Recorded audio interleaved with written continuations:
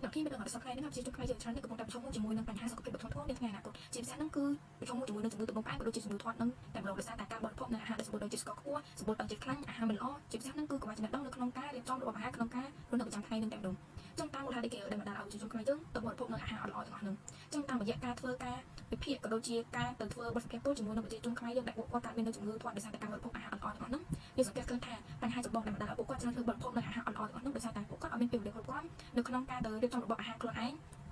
មួយទៀតនឹងគឺដោយសារតែកង្វះថវិកាបញ្ហាកង្វះថវិកាដែលគ្រឿងផ្សំឬក៏បន្លែសម្រាប់ទៅធ្វើនៅអាហារសុខភាពអស់ហ្នឹងវាមានតម្លៃថ្លៃជាងគ្រឿងផ្សំធម្មតាហើយមួយទៀតនឹងគឺដោយសារតែបញ្ហាអាហារមិនល្អទាំងអស់ហ្នឹងវាមានរសជាតិឆ្ងាញ់ជាងហើយមួយទៀតនឹងគឺវាមានភាពងាយស្រួលក្នុងការទិញច្រើនជាងដោយវាមានលក់នៅក្នុងគ្រប់ទីកន្លែងនឹងតែម្ដងហើយនឹងមួយទៀតនឹងគឺកង្វះចំណេះដឹងក្នុងការធ្វើរបបអាហារចឹងដោយសារតែពួកយើងសង្កេតឃើញនៅបញ្ហាទាំងអស់ហ្នឹងពួកយើងក៏បានស្វែងរកនៅ solution មួយគឺការលក់នៅអាហារដែលជាបន្លែសុខភាពនិងទឹកដែលជើគៀបស្រស់ៗដោយនៅក្នុងអាជីវកម្មរបស់ពួកយើងគឺពួកយើងផ្ដោតទៅលើការផ្ដល់នូវអាហារដែលមានសុខភាពល្អសម្រាប់សុខភាពដោយប្រើប្រាស់នៅបន្លែធម្មជាតិពីកសិករខ្មែរផ្ទាល់គ្មាននៅសារធាតុបន្ថែមដែលអាចប៉ះពាល់ដល់សុខភាពដូចជាសារធាតុគីមីនិងជាដើមហើយមួយទៀតហ្នឹងគឺមានបង្ហាញនៅកាឡូរីច្បាស់លាស់នៅតាមមុខម្ហូបនីមួយៗរបស់ពួកយើងហ្នឹងហើយចំពោះ target customer របស់ពួកយើងវិញគឺពួកយើងផ្ដោតសំខាន់ទៅលើវិស័យបុគ្គលិកការិយាល័យនិងអាហារដែលពួកគាត់ចង់បរិភោគនៅអាហារដែលមានសុខភាពហើយមួយទៀតហ្នឹងគឺសម្រាប់អ្នកដែលចង់សម្រេចទម្ងន់ឬក៏ចង់ផ្លាស់ប្ដូររបបអាហាររបស់ពួកគាត់ហ្នឹងដែលពួកគាត់អាចមានអាយុចាប់ពី20ឆ្នាំដល់60ឆ្នាំហើយមានទីតាំងរស់នៅទីក្រុងភ្នំពេញផ្ទាល់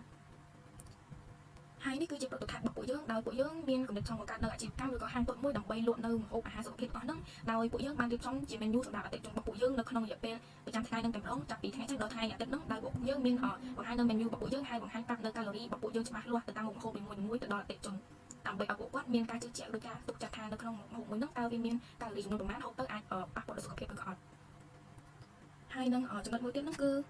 value proposition ចំពោះ value proposition របស់ពួកយើងវិញគឺពួកយើងបានបង្ហាញនៅចំនួនកាឡូរីនៃមុខម្ហូបនីមួយៗច្បាស់លាស់ទៅតាមអតិថិជនរបស់ពួកយើងដោយដើម្បីបង្កើននៅចំណុចជឿជាក់ភាពជឿជាក់និងទំនុកចិត្តរបស់អតិថិជនដោយធានាបានថាពួកគាត់ទទួលបានអាហារដែលមានកាឡូរីសមរម្យក្នុងរយៈពេលមួយថ្ងៃហ្នឹងហើយនឹងងាយស្រួលក្នុងការគ្រប់គ្រងទម្ងន់របស់ពួកគាត់មួយទៀតហ្នឹងគឺយើងធានាបាននូវគុណភាពអនាម័យល្អគ្មានជាតិគីមីទៅលើមុខម្ហូបណាមួយរបស់ពួកយើងហើយមួយទៀតហ្នឹងគឺគ្មានការបន្ថែមនូវជាតិស្ករដែលធ្វើឲ្យប៉ះពាល់ដល់សុខភាពនោះទេដោយនឹងគឺជាគោលបំណងរបស់ពួកយើងដែលពួកយើងចង់កាត់បន្ថយនៃការកើតជំងឺផ្អែមឬជំងឺធាត់នៅប្រជាជនខ្មែរយើងហ្នឹងហើយនេះគឺជា competitor analysis របស់ពួកយើងដែលពួកយើងសង្កេតឃើញថាការលក់មុខម្ហូបដូចជាអាហារសុខភាពហ្នឹងគឺមានស្រាប់ហើយនៅក្នុងប្រទេសខ្មែរយើងប៉ុន្តែគឺថាអាជីវករទាំងអស់ហ្នឹងគឺពួកគាត់នៅមានចំណុចខ្វះខាតមួយចំនួនដូចជាទីមួយហ្នឹងពួកគាត់អត់មានតាមតម្រូវការរបស់អតិថិជនតាមរយៈការលក់ទាំងលក់រាយនិងលក់ជា set ហើយមួយទៀតហ្នឹងគឺចំពោះតម្លៃនៅក្នុងអាជីវកម្មខ្លះគាត់លក់មានតម្លៃថ្លៃពេកហើយនឹងមួយទៀតហ្នឹងគឺពួកគាត់អត់មានបង្ហាញនៅកាឡូរីតាមមុខម្ហូបនីមួយៗទៅដល់អតិថិជនឲ្យបានឃើញច្បាស់លាស់ទេ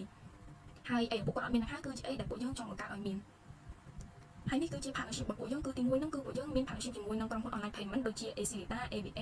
ហើយមួយទៀតហ្នឹងគឺ partnership ជាមួយនឹងកសិករខ្មែរយើងតែម្ដងដើម្បីផ្គត់ផ្គង់នៅបន្លែក៏ដូចជាផ្លែឈើស្រស់ៗដែលអត់មានសារជាតិគីមីហើយជាផលិតផលក្នុងស្រុកមួយទៀតហ្នឹងគឺយើងមាន partnership ជាមួយនឹងក្រុមហ៊ុន delivery ដូចជាញ៉ាំ24និង Food Panda ជាដើមហើយចំពោះ market strategy របស់ពួកយើងវិញគឺពួកយើងនឹងធ្វើការផ្សព្វផ្សាយពីអាជីវកម្មរបស់ពួកយើងទៅល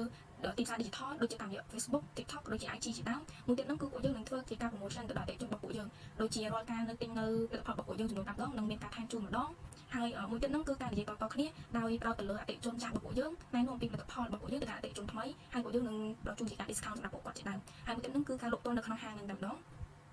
ហើយនេះគឺជា team member ឬក៏ rule នៅក្នុងអាជីវកម្មរបស់ពួកយើងគឺទី1គឺសុធាគាត់ជាចុងភៅហើយខ្ញុំរតនាគឺអ្នកគ្រប់គ្រងទៅខាងផ្នែកលក់និងហិរញ្ញវត្ថុហើយនិងសេវាកម្មដល់អតិថិជនចំពោះលក្ខណៈគឺជាអ្នកគ្រប់គ្រងទីផ្សារនិងរចនាហើយរ៉ានេះគឺជាអ្នកគ្រប់គ្រងការដឹកជញ្ជូននិងផ្គត់ផ្គង់ហើយនិងសេវាកម្មដល់អតិថិជន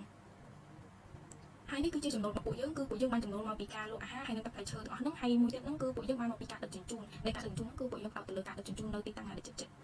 ចំពោះទីតាំងដែលឆ្ងាយៗពួកយើងនឹងដឹកជញ្ជូនតាមរយៈ partnership របស់ពួកយើងដូចជាញ៉ាំ24ហើយនិង Food Panda ហ្នឹងហើយចំណុចទី1ហ្នឹងគឺ scalability ដែលក្នុងចំណុចហ្នឹងគឺពួកយើងមានក្នុងរយៈពេលខ្លីរយៈពេលមធ្យមហើយនិងរយៈពេលវែងដែលចំពោះរយៈពេលខ្លីពួកយើងផ្ដោតទៅលើការបង្កើតនៅ prototype ដូចជាមុខម្ហូបរបស់ពួកយើងហើយនិងទឹកផ្លែឈើរបស់ពួកយើងហ្នឹងដែលមានប្រយោជន៍នៅកាឡូរីច្បាស់លាស់ដល់អតិថិជនរបស់ពួកយើងហើយពួកយើងចាប់ផ្ដើមជាមួយនឹង menu តែ4លើ5មុខសិនប៉ុណ្ណោះហើយយើងធ្វើការលក់នៅតាមសាលាឬក៏ event ផ្សេងៗផ្សព្វផ្សាយតាមរយៈ Facebook page Instagram TikTok ហើយនឹងប្រមូលយកនៅ feedback របស់អតិថិជនរបស់ពួកយើងហើយក្នុងរយៈពេលមធ្យមវិញគឺពួកយើងនឹងបង្កើតទៅជា mark ឬក៏ logo brand មួយសម្រាប់អាជីវកម្មរបស់ពួកយើងផ្ទាល់នឹងតែម្ដងយើងបើកជា Facebook page ឬក៏ website សម្រាប់ការលក់ហើយមានសហការជាមួយនឹងជំនួយផ្សេងៗដូចជាកន្លែងហាត់ប្រាណសាលានិងក៏ហាងកាហ្វេដើម្បីដាក់ menu របស់ពួកយើងចូលទៅក្នុងហ្នឹងហើយមានការបន្ថែមនៅ menu ថ្មីៗក្រៅពីហ្នឹងយើងក៏មានផ្ដល់ជូននៅសេវាកម្មដឹកជញ្ជូនទៅផងដែរហើយចំពោះរយៈពេលវែងវិញគឺយើងនឹងរកទីតាំងណាមួយដែលនៅជិតសាលាកន្លែងហាត់ប្រាណឬក៏ទីផ្សារដើម្បីបើកនៅហាងតូចមួយឬក៏ studio តូចមួយហើយចុះមុខម្ហូបរបស់ចុះអាជីវកម្មរបស់យើងនៅក្នុងបញ្ជីអាជីវកម្មនិងសហការជាមួយនឹងអ្នកឯកទេសខាងអាហារឬក៏កីឡានិងបើកឲ្យមានការលក់នៅមុខម្ហូប menu របស់ពួកយើងនៅក្នុង mini mart ផ្សេងៗហើយរៀបចំនៅការបើកនៅសាខាថ្មីៗផងដែរ trongក្រៅនេះគឺជា reference របស់ពួកយើងដែលបានពួកយើងបានធ្វើការ research ជាក់ថាសប្តាហ៍នេះប្រជាជនកម្ពុជាកំពុងប្រទះនៅបញ្ហាជំងឺទឹកនោមផ្អែមក៏ដូចជាបញ្ហាជំងឺធាត់នឹងទឹកមែននេះចុងក្រោយអរគុណអ្នកនរគ្នាសម្រាប់ការមើលវីដេអូមួយនេះ